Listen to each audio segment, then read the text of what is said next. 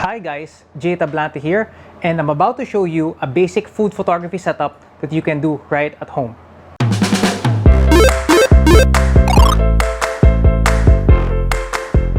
Since we're already at the topic of color, the awesome guys at ASUS lent over a few monitors for us to use. For this setup, I'll be using the PB247 Pro Art monitor.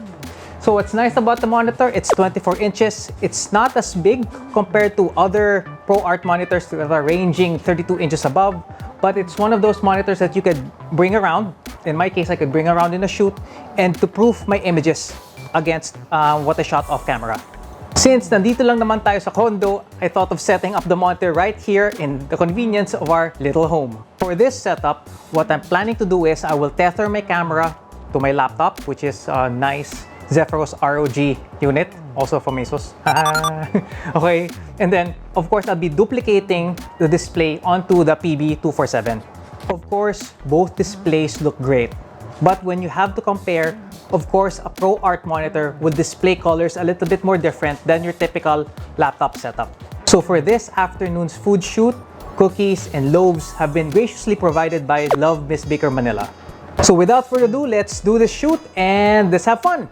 So my setup for this afternoon is very basic. I'll be working with one light over here, and the rest will either be through styrofoams, or what I did was paint the styrofoam black so it becomes an absorber. So how do you play around with the light using only one light source? You use a combination of reflectors and absorbers so that control mo yung bounce o yung shadows on the subject. Of course, you can also use your typical reflector, but if you don't have one, you can always go to the nearest bookstore or school supplies, office supplies, and get yourself styrofoam. Part of any shoot is preparing what you're shooting for. So in the case na ito, we're shooting cookies, delicious cookies, I needed to learn ano ba yung textures ng cookie, ano ba yung colors niya, and what are the other complementary colors that I could use to make the product and the food pop out from the shot. Alright, so good thing is, prior to the shoot, or prior to today, Love Miss Baker Manila sent over a couple of stuff, some extra stuff for us to work with. Now, if you're doing home shoots like these, it's not enough na ipapadala lang talaga yung food mismo. Part of the conceptualization, part of the idea is to bring some extra stuff na you'll never know that you'll need. What's that? That's extra packaging for the cookies, because you'll never know when you'll need extra packaging. A couple of other things like nice napkins for you to design and art direct. So for this layout, I was thinking of blues and browns kasi cookies tayo, and I wanted to get some juxtaposed colors nito because blues and browns actually look nice. It's very homey and kind of reminds you like your countryside home. I'm actually fond of, in a sense, of over-preparing for shoots, lalo na kung cosplay or yung mga conceptualized shoots. Lalo na kung sakali in food shoots, I would, visit the grocery and visit the home section of the department store and find cute stuff. Anything that might work, and putting things in combination with the food that you're shooting. And one of the things I also asked for pala is parchment paper, because that's what they use to wrap the cookies with. So what's nice about the parchment paper, aside from its functionalities of, using things to bake with, maganda yung pagka off-white color niya. For those who don't know what this is, guys, light meter po to. So yeah, so Tito age check, so you know how old I am. But it's one of the most crucial tools any photographer should have after your camera. Alright? Kasi here, this will tell you yung exact measurements ng strobe mo at a particular spot. Okay? I am after a particular aperture for this shoot. So gusto ko, I want to shoot it at f8. F8, and then my shutter speed is at 125. Since I'm not using lights na hindi ganun ka-strong, I opted to use an ISO that's slightly higher. So I'll be doing this at ISO 200.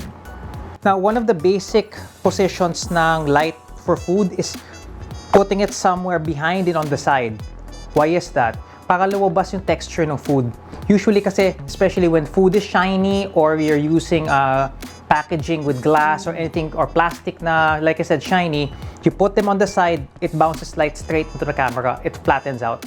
So, but for food like this, it's best to bring out texture kasi that's where the appetizing and appealing factor comes into play. And to do that, you put the light behind your subject or somewhere diagonally behind. Now, you could also use other types of lighting techniques here. You could use high contrast, shadows, and all that, but it all depends on the kind of food that you're shooting, okay? Just because we're using one light at this setup, it doesn't mean it's just one light source. So what's the difference between the light and light source? So we could actually use things such as your styrofoam and more styrofoam to bounce light back into the subject. Kasi of course, since this is a one light setup, kung nandito yung light at wala tong mga to, you'll have darker shadows or harsher shadows on this side. But by putting reflectors right in front of this, it bounces the light back. Not as strong, but enough to give you the right texture. The fun part about shooting with a mirrorless such as the EOS R is that I don't really need to stand on top of the food to get the framing that I like. Kitang-kita ko sila sa vari-angle screen ko right here.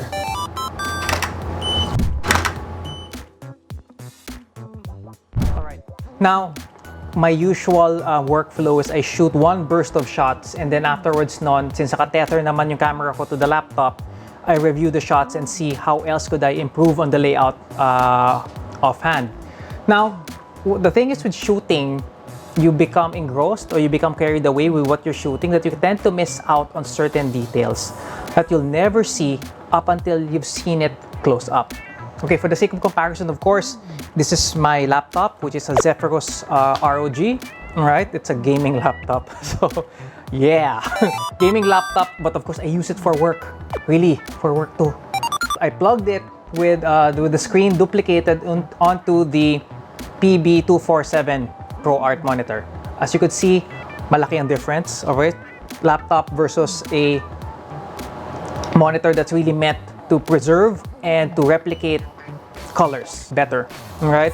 So one of the features of the PB247, it replicates sRGB 100%. I'll dive into the technicals of this later on. But for now, I'll be demoing it how to practically use monitors in shoots, especially sa mga ganito. So you could see there's a huge difference already between the colors. The colors of the 247 is very punchy, it's very warm. So kita mo na agad yung buhay ng product na kinukunan natin. Alright? So, there we can do close-ups. Yes. I'm actually using a Canon 24-70 RF lens, which is hella sharp. Okay? So, kitang-kita nyo yung detalye ng cookie. So, yung dough and the chocolate chip bits. Offhand, I like what I'm seeing already, but from the monitor pa lang kita ko medyo kulang ako ng highlights dito sa side na to. Alright, so for me, I wanted to add an extra light somewhere at the back kasi feeling ko kulang sa highlights yung camera left section ng mga cookies, and I wanted to show a little bit of supposedly sunlight that's peeking through. So I'm putting a light over here na naka honeycomb grid with a slight color gel. Slight lang. You wouldn't see it so much from the camera or so from what you're seeing now, but trust me, there is. And then the grid, and then the barn doors para lang makontrol ko pa saan yung bagsak ng light niya, so it wouldn't accidentally overspill onto the table, so I could pinpoint it to where I actually want it to go. From here, I get to compare the shots taken with one light source and another shot taken with two light sources. So this is taken with one light source, and this is taken with two light sources. As you could see, the second light source natin, you get to see this pang highlight, very slight highlight on that side, and another light source pa. That effect creates a little bit more of a 3D-ish result on the cookies, comparing to a previous take na medyo nag-flat. Although kasi maganda na yung side na to, ditong side na to, wala masyadong lumalabas na texture. Okay? And for me, sort of, adding this extra light in the upper left corner shows something like another light source, like a window light-ish effect without having an actual window light being there. Alright? So just like in any food shoot that we get to do, you also give some options to your client depending on ano ang arrangement that you have with them. But here kasi natuwa ako dun sa packaging nila because the packaging also comes in this cute little paper tub.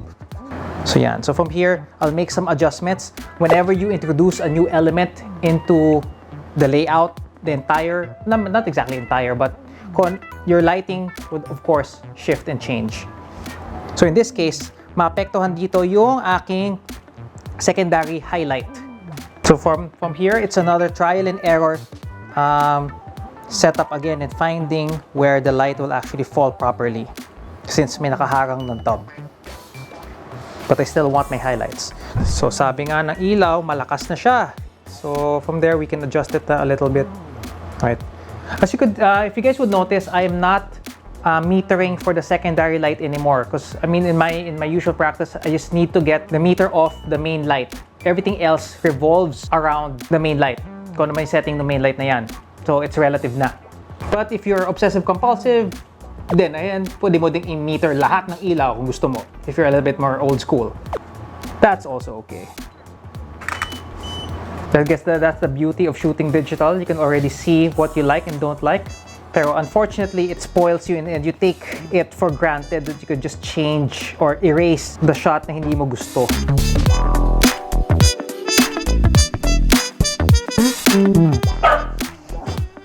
Yes, my dear. Yes, my dog. She gets just as excited.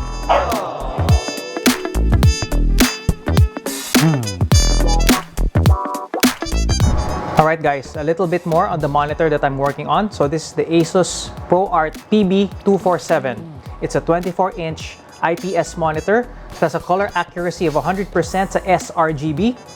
And what's nice about this monitor, aside from the fact that there are 2 HDMI ports, 2 display ports, and among other things, a USB 3 hub. So from here, there's an extra cable at the back, which extends your USB ports by 3. So that's the nifty feature of most Pro Art monitors that I have reviewed and worked with. May extra USB hub siya.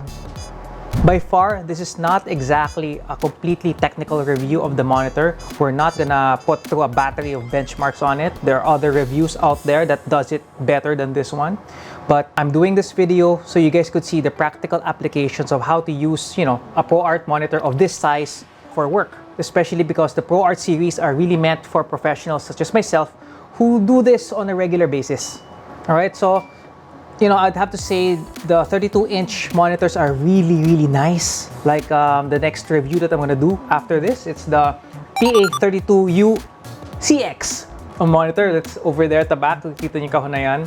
As nice as they are a little bit unwieldy to bring to a shoot. Especially kung nasa on location ka or what. But feeling ko the PB247 is the right size to bring along. So you could show something to the client that's something that's, you know, faithful to the colors at maganda yung resolution niya. Oh, something pala that I didn't get to show you guys early on. It can actually flip vertical kung gusto niyo yung vertical display. Kasi what's nice about this, the bezels are very thin, almost not there. Na, you know, you wouldn't know the orientation of the screen itself unless nababasa mo sa gilid na Pro Art. But there's nothing written on the sides of the screen itself, so you could put it in any orientation. It'll look just as nice. Of course, naka-duplicate yung screens ko, kaya tagilid talaga yung display. But for other people who use verticals, you know, this is the monitor that you can actually flip and turn it into a vertical display. All right. So I'll continue on shooting the rest of the products and some useful tips that I could part with you guys in shooting food. One light source and one light are not necessarily the same things. You could always have one light but multiple light sources. How to achieve that is using different bounces around your subject. Always know what you're shooting. So this time, before you even go to a shoot or before you even engage with a client, you must do some homework and know the kinds of products that they have. So it sort of like mentally prepares you for the kinds of concepts that you can introduce and suggest during the shoot. Play around with angles and composition. What's nice about food photography is once that's been set, you know, you don't really need to change so much about it unless it's pretty drastic. And you have the complete freedom of going around your subject and shooting it in different angles and different compositions to find the best one. Just keep on shooting and you can just select it afterwards, whatever the money shot is going to be. I hope you guys learned something out of this video. I would like to thank ASUS for providing me with a beautiful Pro Art PB247 as a way to compare my shots and for me to see the bright and awesome colors the cookies have, like this. All right, ayan.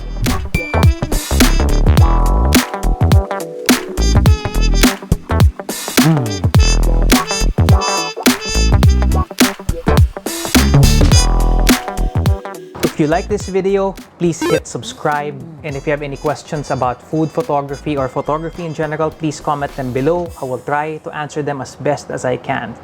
All right, Jay out.